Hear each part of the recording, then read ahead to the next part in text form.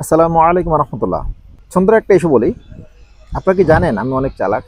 এটা আমিও জানি আমি অনেক চালাক। আর আমি চালাক বলেই সবাইকে ঠকাই যাই। এই মনে করে কেউ কিন্তু বুঝতেছে না আমি যে চালাকি করে ফেললাম।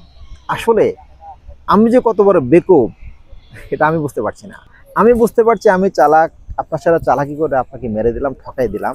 আপনি বুঝতে পারেননি। আপনি যে বুঝতে পারছেন আমি সেটা বুঝতে পারিনি। এতই বড় বোকা আমি। আর আমরা প্রত্যেকে আসলে এই চালাকিটা করার চেষ্টা করি। আপনি কখনোই মনে করবেন না আপনি যে জিনিসটা করে কাউকে ঠকাই দিলেন সেটা অন্যকে আপনার সামনে যখন বুঝেনি, এটা কখনোই চিন্তা করবেন না। প্রত্যেকেই বুঝে, শুধু সে সময়ের অপেক্ষায় থাকে আপনাকে উত্তরটা দেওয়ার জন্য। তার মানে এই নয় উনি বুঝেনি আপনি চালাকিটা। আপনার চালাকি প্রত্যেকে বুঝে। একটা দুধের শিশু যদি বুঝতে পারে, তাকে ধমকি দিলে কান্না করে, চুমু দিলে সে হাসে। যদি দুধের শিশু বুঝতে পারে, আপনি বুঝবেন না? আপনার সাথে কেউ একজন চালাকি করে আপনার থেকে 5 টাকা ঠকাই দিল আপনাকে, আপনি বুঝবেন না এটা? আপনিও বুঝেন। আপনি আমাকে বলছেন না, এই জন্য, কারণ আমি লজ্জা পাবো। আমরা চালাকি অবশ্যই করব, কাউকে জিতানোর জন্য, কাউকে ঠকানোর জন্য না। কাউকে ঠকানোর জন্য যদি চালাকি করে, তাহলে কিন্তু আমরা ভালো মানুষে পরিণত হতে পারবো না। ধন্যবাদ।